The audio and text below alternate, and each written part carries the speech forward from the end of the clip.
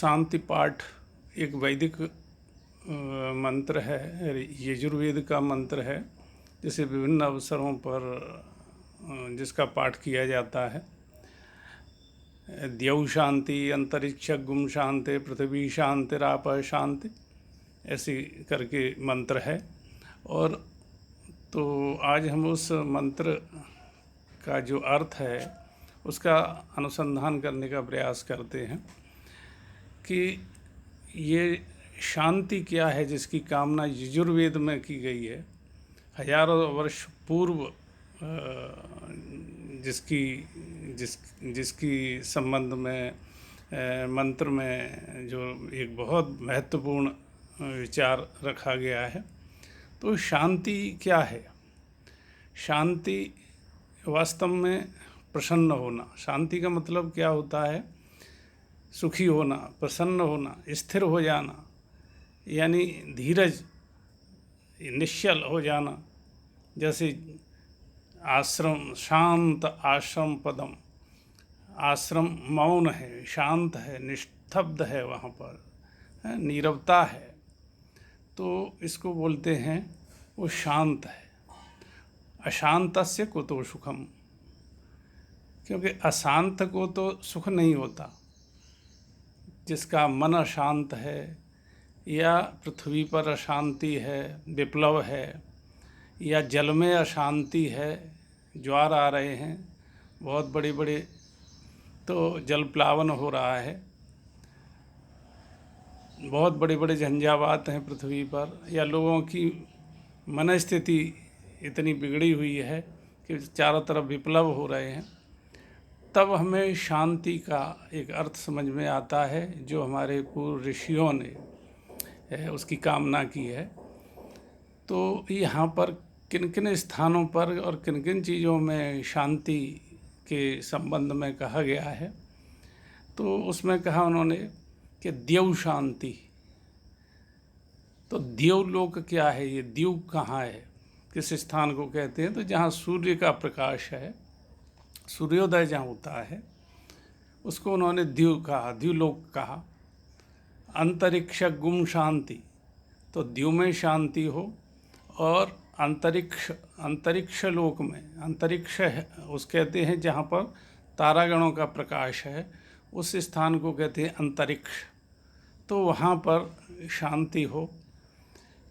पृथ्वी पर शांति हो, पृथ्वी पर शांति हो। पृथ्वी पर शांति का तो अर्थ सभी लोग समझते हैं। आज देख रहे हैं कि पूरी पृथ्वी अशांत है, रोग से पीड़ित हो रहे हैं लोग, और इसमें असमय में ही काल कवलित हो रहे हैं। युद्ध की विभीषिकाएँ चारों तरफ घूम रही हैं, मंडरा रही हैं। लोगों की जो मानसिक जो तमोगुणी स्थिति बनने के कारण ये स्थितियां हो रही हैं, तो पृथ्वी पर भी शांति की कामना की गई है कि यदि हर व्यक्ति शांति की पृथ्वी पर कामना करे, पृथ्वी के लोग, पृथ्वीवासी कामना करें कि किसी तरह हम शांत रहें, क्योंकि अशांतस्य कुतो सुखम, अशांत होंगे तो कहीं सुख प्राप्त नहीं होगा। तो मानवकृत कारणों से अशांति हो सकती है, और कुछ कारण दैविक प्राकृतिक कारण भी हो सकते हैं।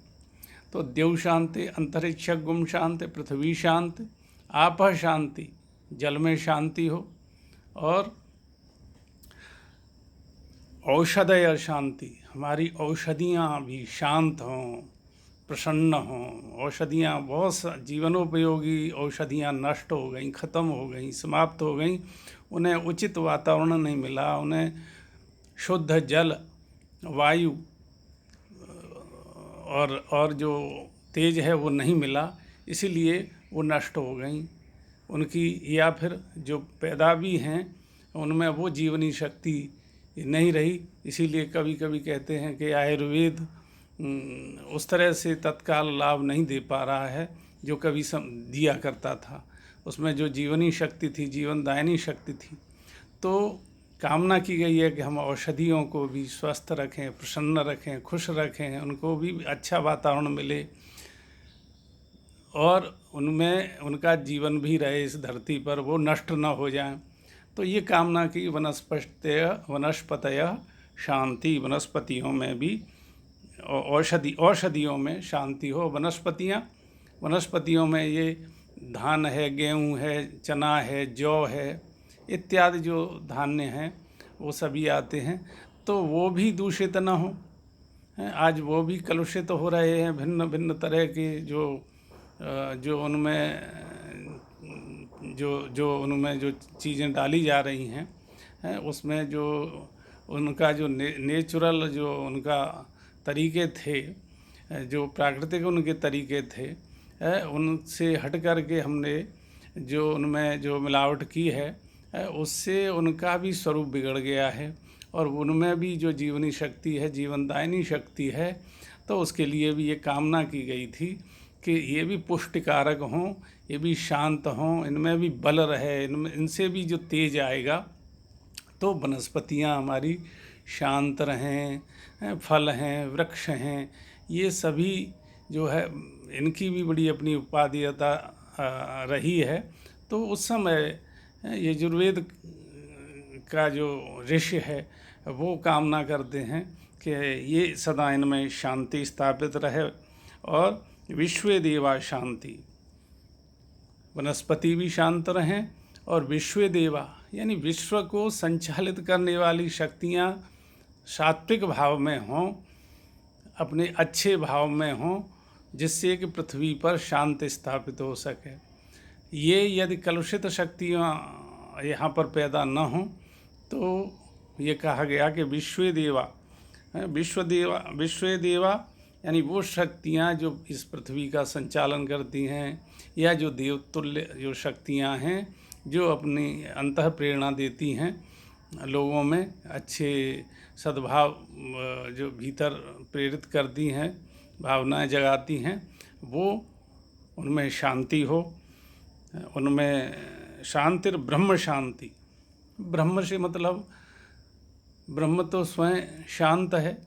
ब्रह्म से मतलब यहाँ है कि वेद शास्त्र जो मार्गदर्शन देने वाले हमारे ग्रंथ हैं या जो हमारी रचनाएं हैं, उनमें अच्छे अच्छे भाव हैं, विचार हैं।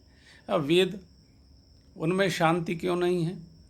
बड़े बड़े लोग यज्ञ करते हैं कि और प्रयोग करते हैं कि इससे ये आपदा दूर हो जाएगी, लेकिन वो दूर होती नहीं। कारण कि ऋषि ने तो ये कामना की थी कि हमारी जो वेद है, वेद मंत्र हैं, उनकी उच्चारण आज पूरे विश्व में, पूरे देश में इन्हें गिने लोग हैं जो वैदिक मंत्रों का सही उच्चारण करने में सक्षम हैं।